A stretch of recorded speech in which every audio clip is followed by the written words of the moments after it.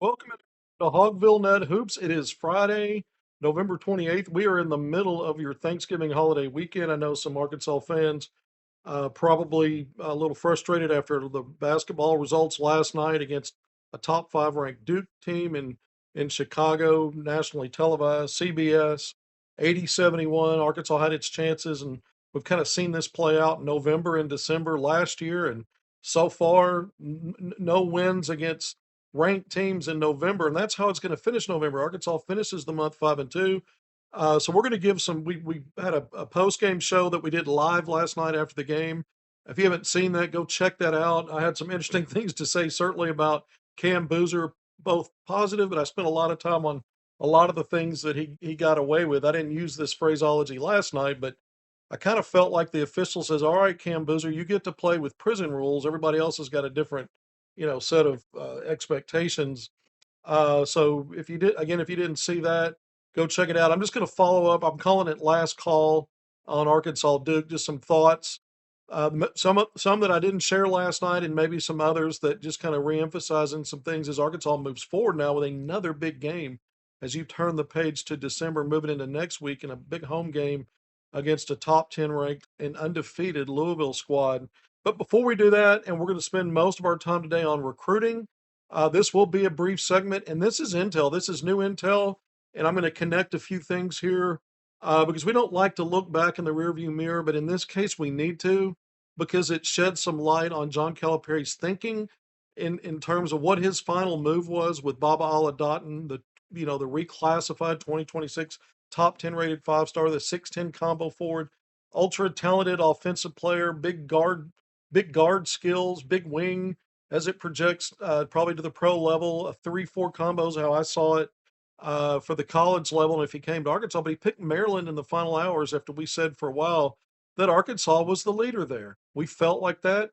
The source information was really good. And now I've learned more about it. I think in the final 48 hours is when we started to shift our opinion and moving closer to the idea that it might not be Arkansas, that Maryland, the home state school, may win in the end. And we reported a week prior to that lead up to the final few hours that Maryland had up the bag, up the NIL offer, or some combination of NIL, revenue sharing, and some other sweeteners for the family. Even though it's the home, effectively the backyard home state school, there was more than one way for Maryland to impress.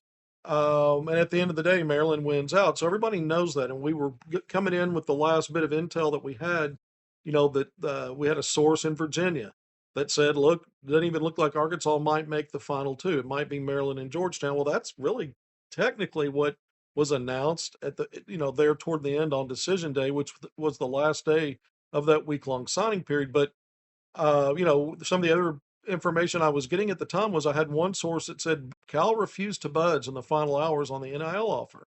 He wasn't going to, continue to play that game in that particular recruitment. And that's what happened. Then I had another source jump in the next day after watching that episode on the day of the decision being announced later, saying, well, actually, we were told, that they'd heard that Cal was still had some wiggle room and was willing to take the next step if that's what it was going to take. So we had conflicting information there. All right, so this is new intel about that situation and why it's important to bring it up again. You're saying, well, why bring all this up? We know the result because it shifts into more of a focus what we've known has been the number one priority for a while, or the 1A priority of who remains among your targets after you got JJ Andrews off the board in mid-May. We've always said he's been the number one target and priority, but we've talked about a lot about another player who's right there. If you were looking beyond JJ and making sure you get that legacy, it's the player that's been in that spot the entire time. Even when Arkansas picks up momentum with other players, it looks that way. And certainly Arkansas, when you cast the kind of net that Calipari does with top 10 rated 5-stars, if you're not going to burden that, you're not going to ignore bird in hand if you can get a commitment from someone that is a top priority, even if they're not at the top of a short list of multiple priority guys, right? You can prioritize 4 or 5 players and there's still a pecking order. And it always started with JJ Andrews with another player. But the shift from Baba Aladdin, who Calipari did prioritize, we said at this stage in the game, regardless if Calipari backed away from the table at the last minute or or was hanging in there. Either way, this is a recruiting loss.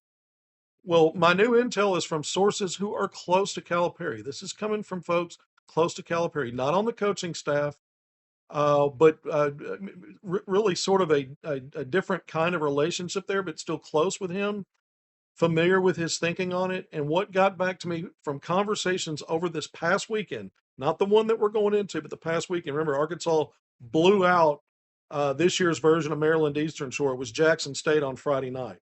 And so these conversations with Calipari and these folks close to him happened over the weekend after Arkansas's win there. Remember, it was just a couple of days prior to that, the Wednesday, 2 days prior to that Friday game against Jackson State, when Aladat made his announcement. So coming into the past weekend, just a few days off of that, Calipari opened up about what his choice was. And as it turns out, based on the conflicting information I have, is that he did back away. He, in fact, did back away from increasing the bid to see where that went. And I'm told that it was back on his plate and was told, you know, the fact that Arkansas led for so long was no accident and that they could get right back in the lead. And Calipari decided to push his chips to his 1A priority. You could say he's the top priority, with J.J. Andrews being really kind of a special case because of the fact that he's a legacy and such a great in-state player. It kind of puts him on his own plane in that sense. If he weren't so good and didn't impact winning so much, whether you think he's a top 5 rated 5-star, top 10, top 15, regardless, he's kind of his own case. So Arkansas's top priority, aside from JJ, has always been this guy, Jordan Smith Jr. Now, Arkansas still in it for other top 5 rated 5-star guards. Brandon McCoy Jr., who we've said for a while that Arkansas might have a small lead for. Others think it's Michigan at this point. And I'm still trying to gather information on that. We're not here to give intel about that today. But he has been a major priority, as has a guy like Caleb Holt, who you might think, some think Arkansas is not even in the top 2 or 3. I know Arkansas staff is still pursuing that. It's going to carry to the spring, as is McCoy. But the one guy who's always been a little higher on the pecking order than everybody else, again, outside of J.J. Andrews, has been Jordan Smith Jr. We've mentioned that before. Now, Jordan Smith Jr. pictured here with Calipari from his official visit in late September. I continue to talk to his dad, and his dad continues to tell me we're still sorting out coming back to Arkansas for an unofficial visit. We'd like to attend a game. I've circled back with him multiple times about multiple topics, and that comes up, and he said, "Yeah, we're still working on it." Chin Coleman, associate coach, is the one that's trying to put that plan into place. Chin and Cal have been out to Fairfax, Virginia, to see Jordan Smith Jr. multiple times since the live recruiting period opened back up back in September. And so this is a recruitment in process and in progress. And Duke has been thought by many to be the leader for a long time, but it's not necessarily the case that it's as strong as some people think it is, because he's waiting until the spring.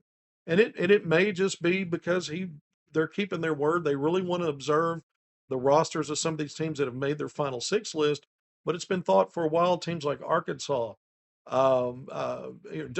Duke, mentioned mostly. I had a source for a while saying Arkansas and Calipari were in a great position in the team to beat, but most voices you hear say Duke. Georgetown, another one, where some sources thought Georgetown's right there. Syracuse, where he visited not that long ago. We know he's visited Kentucky. But at the end of the day, Arkansas still thinks it's in a great spot with Jordan Smith Jr. and folks close to Calipari. And in these conversations over the weekend said it wasn't just about I'm not going to up the ante and I've have a stopping point with Bob Aladatton, but part of the plan was it wasn't like you just back away from that and hope things go well in other places, but that he has an actual plan to shift some things to win this recruitment with Jordan Smith Jr. And he has always been a higher priority than just about everybody else. There were other high priorities.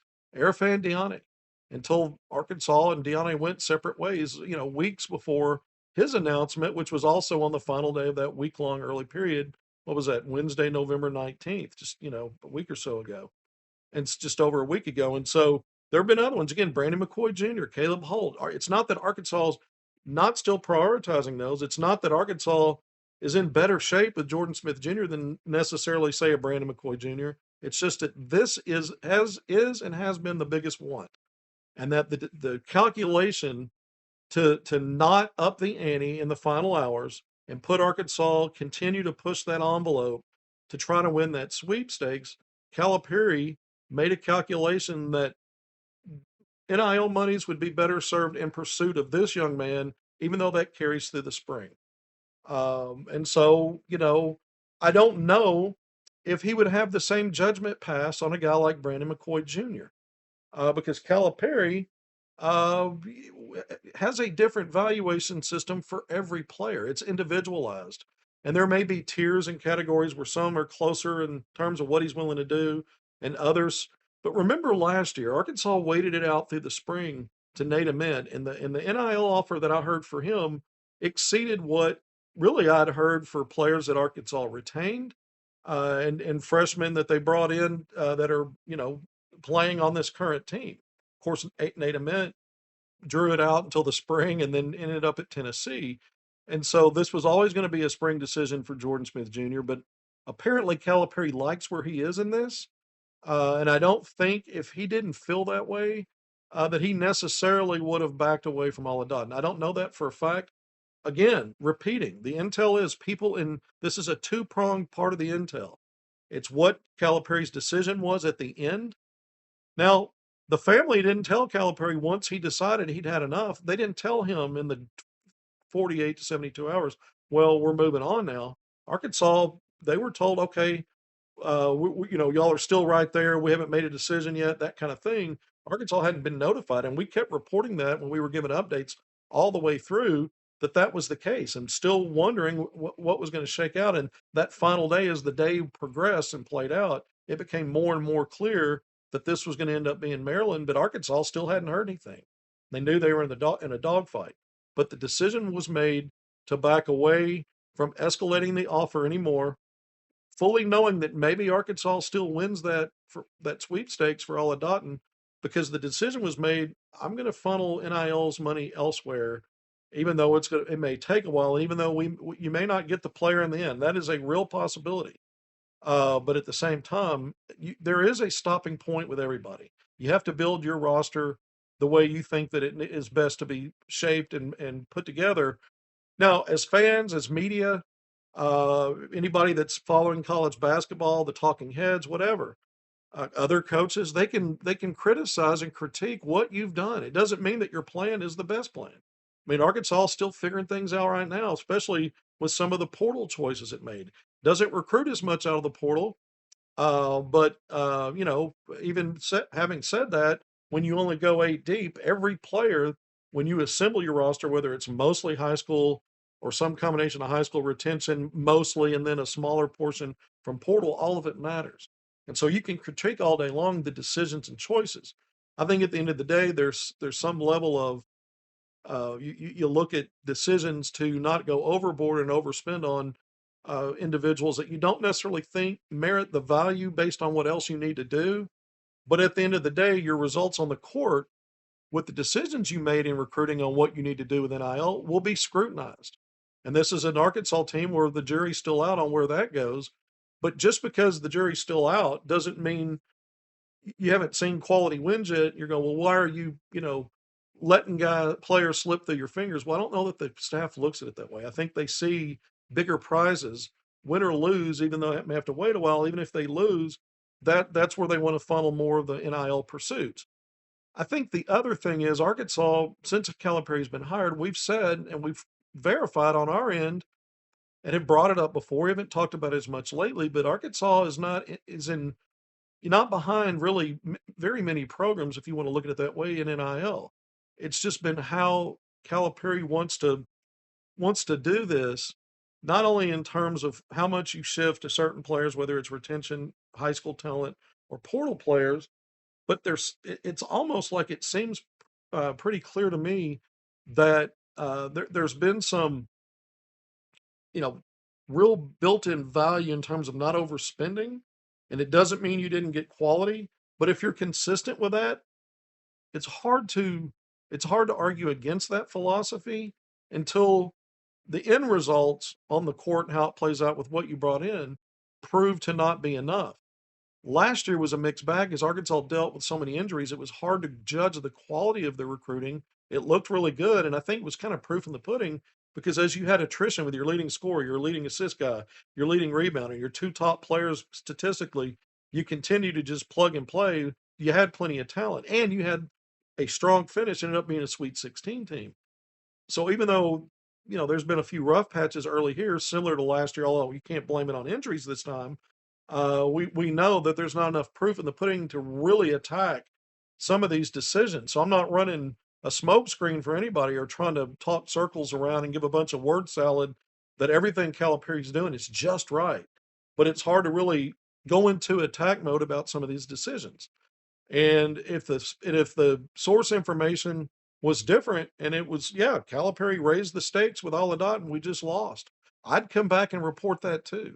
There may be another opinion out there and someone says, hey, it comes to me with, hey, I heard actually this, and on this day, Calipari says we can increase it this much, then we'll come back and give that. But folks close to Calipari, conversations had just this past weekend are that Calipari made a determination to have a stopping point with Aladotton. If Arkansas got him, great. If not, the increase that he might have needed to add in to try to solidify that was not worth it for him to do because he wants to have a certain pull amount for a Jordan Smith Jr. And it's also not to say that Calipari wouldn't spend more to land a Brandon McCoy or a Caleb Holt. That's also certainly a possibility. All right, we're over 16 minutes in. Thank you for joining me on HogvilleNet Hoops. That's the recruiting intel. I have more intel on frontline players that Arkansas is looking at for the 2026 class, but I need to get more. I need to verify some things and get a little bit more information. I'm probably going to have another intel recruiting segment later this weekend, either Saturday, tomorrow, maybe Sunday, but either way, we're going to get it out this weekend if we can. That's the goal, and I'm putting some stuff together. So I'm not going to even kind of go there and put a toe in the water with it other than to tell you that much. And so we got more coming because even though the early period ended, there's no lull here. Arkansas's, got two players on board. Calipari wants at least three. He'd like to get to four. I think he probably ends up at four. And there was always this thought that if the dominoes fell just right, he'd go five. And you can't completely rule that out, although it seems unlikely based on the dominoes he'd like to get to justify getting to five. The NIL, the way he, is very deliberate with it and has again the governor on it and limitations seems unrealistic at this point that it gets that far. But three or four is still not only realistic but likely in terms of how this plays out. But again, you're looking at down the road at the spring. So we're gonna have more when we come back on and talk recruiting later in the weekend. We're going to focus a little bit more on front line, the potential for reclassifications, that kind of thing. But until then, that's the end of the recruiting part. And then I just want to leave you with this. Again, go check out my post-game segment if you didn't see it already last night, the follow-up to the Arkansas-Duke game. I had planned on being there, and I had my media credentials approved for that Chicago trip, and just a lot of stuff going on with family, not just because of the good stuff with Thanksgiving weekend, but caring for a family member, and we got a team effort on that. And it's really turning positive. It looked a little shaky earlier in the week. It's getting better and better. I spent some time on that today and rushing home to do this segment before some other stuff I'll be doing with family tonight. But having said that, I hated not being there, but we still was able to cover. I was still able to cover the game. I had a couple of game day articles I did, a game story, but before that, kind of a look back at the history of now the 6-game series. It's been big stage stuff. Last night was no exception. So I had some, interesting thoughts I thought coming out of emerging from the game last night. But what I didn't really talk too much about were performances of Arkansas starters, guys like Nick Pringle, Carter Knox, preseason All SEC, potential first round draft pick when you looked at mocks. DJ Wagner, who, you really thought guys like Knox and Wagner, the way they finished last season, the way they came on, that both of those players would be making their marks in games like this. And it just hasn't happened yet. Wagner was okay against Michigan State. Knox had a horrible night, and both of them were off. And if you look at the areas that Arkansas excelled in last night, it's a little misleading. I mean, you looked at Arkansas, I think was plus 25, 31-6 in bench scoring. Well, that's great, except you had three starters again in Pringle, Knox, and Wagner that gave you not much. They didn't score much. They didn't rebound much. They didn't do a whole lot. And I mean, to see a DJ Wagner playing only 16 minutes, I mean, here's a guy that led Arkansas in minutes played last year. Carter Knox, again, the way he finished the second half of last season, and especially at the end of the year. And I know he's had a couple of double doubles in the bye wins and some, big in some games there. But conversely, I mean, kind of laying an egg against Michigan State and now Duke. And then Pringle, you look at a guy that plays a lot in foul trouble. He hasn't been as physical as advertised. He's not consistently rebounding big. He was effectively ineffective last night. He had a couple of good plays, maybe three or four decent plays, but not nearly enough production. And it was similar to what happened a few games ago when Arkansas beat Samford by only 4 points. Malik Ewan continues to be a frustration because you see the talent, some of the stuff that he brings to the table or could bring to the table. But big rebounder was one of those, and he just hasn't done it. 3 rebounds last night in 20 minutes. And, there are times where you see potential there, but you see a guy that does a lot of flat-footed ball watching, not getting back in transition. Not his timing on offense when he gets the ball, he's hesitant, he's unsure, and then he fades a little too much. Not using that frame, where he's got a good balance of a good combination of soft skill and touch, but also using his frame so he's not fading all the time. And not he's not going up with good timing and confidence. He's kind of hesitating because he's unsure, and I think he's unsure about taking that contact and trying to finish through it. So kind of I'm not being real surgical here about calling folks out for lack of effort and not playing hard. We're not trying to go that deep with it because I don't think it's as simple as that. I think there's still some figuring of things out about roles. Even Carter Knox and DJ Wagner. This is looking a lot like the DJ Wagner last year that kind of seemed lost with his role while Boogie Flan was on the court with him and in the mix and thriving to some level before he got hurt and was out of the picture. And so I think the other part is as good as Darius Acuff and Malik Thomas are offensively, that's a mixed bag, and there's some glass is half empty parts to that in terms of how the other players are responding and how they fit in. And you can argue, well, that's on the other players to figure out, but I think it's a combination. And again, we saw Arkansas last night.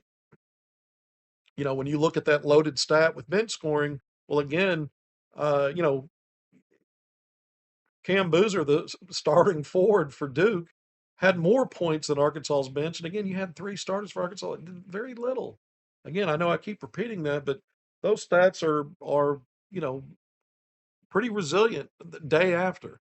I think the other thing here that I just want to bring in here is that Arkansas did have success, got blown out in the paint, 42-28. Got basically doubled up in free throw attempts, which really hurt. We know the offensive rebounding, which I talked a lot about last night. You gave up 12 offensive rebound and 25 second chance points. Arkansas had 10 offensive rebounds, only 10 second chance points. But fast break scoring was the one area that I harped on in the pregame when I had Scotty Thurman on as a lead up to last night's matchup, and said fast break scoring would be an area that Arkansas could maybe offset some of the other areas we know this team's weak in: physicality, paint presence, getting on the glass, keeping other teams off the glass. Was just get out and run. Arkansas's got the horses for that. And Arkansas did have an advantage there, 14-5. And so the only thing I would say is the highs and lows from this is there are things to build on. This is a good Arkansas team that hasn't proven it yet against a really good team.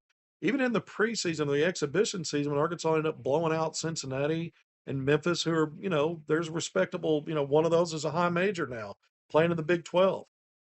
Take that for what it's worth.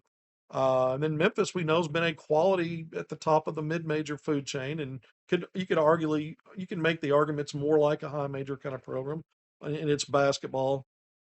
But either way, Arkansas hasn't looked even as good as those two performances since, and even against some of the teams that you consider bye games and should be sure home wins. And it wasn't that way against Samford. Certainly wasn't that way against Winthrop, but you did win those games. And that's part of being a good team is winning the games you're supposed to, figuring out how to, snatched victory from the jaws of defeat against Winthrop at the end. So there's some positives here as we walk away from November. The negatives are is Arkansas under Calipari that they're over in November against quality. Baylor and Illinois last year. This time around, it's Michigan State and Duke. Those were all really good teams, and none of them were played in Bud Walton Arena. Michigan State got a home game. The rest of those games were played on neutral sites. But without the excuse of injuries, there is a negative feel about this because Arkansas come Monday may be out of the top 25 poll, and the idea is, well, what does that really matter? And there's some truth to that. Arkansas's got a chance to get into December now and really make some. Hey, last year Arkansas had to go on the road, find a way to figure out a way to beat an awful Miami team out of a really weak ACC. There wasn't really any boost or value on your resume for winning that game, other than it kept it from being a nightmare on your resume and your net ranking for losing to a team that was so low in net and such a pitiful team last year. And so your only chance then in quality to wrap up December was that really important, as it turned out, win over a ranked Michigan team on a neutral court, quad one win, the only one you got in non-conference play. Arkansas's got 3 quad one win opportunities coming up, and it starts with 7th ranked and unbeaten Louisville at home on Wednesday of next week, ACC SEC Challenge. And so Arkansas can get right off the mat, turn the page from November, pick itself up with a big win. Can't predict a win right now. Arkansas hasn't shown it can beat a quality team yet this time of year. Not since Calipari's been here. Uh, but you'd like to see Arkansas begin to stack some of that before it ever gets into SEC play. Show that it can be more than just a team that hangs in there and looks good for stretches and competing with really good teams, but can't finish the game. I think one of the lows last night, as we wrap this up and look ahead, is Arkansas's got to figure out a way, especially if the games are close and they're in a battle, to stop settling for threes. If getting out in transition is one of your strengths, it also means that slashing to the basket, getting paint touches, and really attacking the rim and trying to get to the free throw line, that's also going to be a strength. And when you settle for threes, you're not playing to that. You start eliminating what works best for you. And some guys are streaky, they get hot, and for a while it looks like, oh, this is kind of a formula, but it hasn't been. Arkansas attempted 28 threes against Michigan State. I can't remember. They make 7. I think they made 7, 25%. Last night, 10 of 30, a better percentage. But I've said it all along. If this team's taking 25 or more threes against quality games are tight, it means they're settling for bad possessions. Arkansas didn't run anything late. They had most of their assists in the first half, and then the first 5 to 6 minutes of the second half, and they didn't have a whole lot the rest of the way because it just became guys trying to manufacture manufacture shots, the primary ball handlers, off their creativity. But against good teams, good defenses, that's really hard to do and then sustain, even if you hit some of those shots. And so part of that's launching threes. And I think Arkansas's just got to find a sweet spot to where it plays to strengths and not to weaknesses. So when you look ahead to December, we're talking about what's going to matter because I don't know how much better Arkansas is going to get on the glass. It doesn't even matter. Teams like UCA, Southern, some of these blowout wins, teams were getting on the offensive glass. I think the only one that didn't get at least 10 offensive rebounds with Jackson State, ended up with 9. And then winning these second chance points battles, those teams were winning those too, even though Arkansas blew them out. So I don't know how good Arkansas can really get there. That means they've got to really focus on the strengths, try to improve in those areas, get better. But if you know what your strengths are and you don't play to them, that's malpractice. That's shame on you. So it's easier said than done when you're blending in, a variation of newcomers, and even your retention's trying to figure out how to play with those guys, and you're still figuring all that out. But at some point, you got to turn a corner. And Arkansas doesn't have the injuries of last season. Arkansas doesn't have a first-year program anymore. There's continuity. There's other things that you believed and thought were going to start taking hold sooner rather than later, and they just haven't yet. So I know I'm kind of on a soapbox here, but that's how I wrap up November. 5-2, honestly, not good enough. Season's not over. Arkansas has a chance to be a really good team. This team has the talent and other factors to still be a final weekend kind of team. There are more questions now than I thought there would be, or different questions. I thought Arkansas would be more physical than it's been. Those kinds of things. I don't know how much better they can get there in terms of that. But again, some of the areas where they should be excelling, they need to focus more on that and really, uh, get those Pistons firing again, like we kind of saw in the exhibition games. I mean, Arkansas played more like it understood. Now, it did jack up some threes as well, but it wasn't at the cost of the other stuff that works best. All right, we're getting out of here. 30 minutes in. Thank you for joining me on HogvilleNet Hoops. If you haven't done it already, please hit subscribe, like, and share. Turn the notifications on. All that helps us out. I'm Kevin McPherson. I was your host once again. Until next time, again, we got more recruiting to bring you. There's a lot more. I think probably also sometime this weekend, I'm going to do a follow up with just a really quick version of an updated power rankings for the SEC, moving out of that, and maybe some other things, Razorback, this related to this squad and some of the personnel stuff that might work and fit a little bit better in terms of how you go about it. I'm thinking about some of that stuff and maybe have a segment that delves into a little bit more of some of that later in the weekend. But until next time, thanks for being here. Be great in all your endeavors. I hope the rest of your Thanksgiving weekend goes well. See you soon.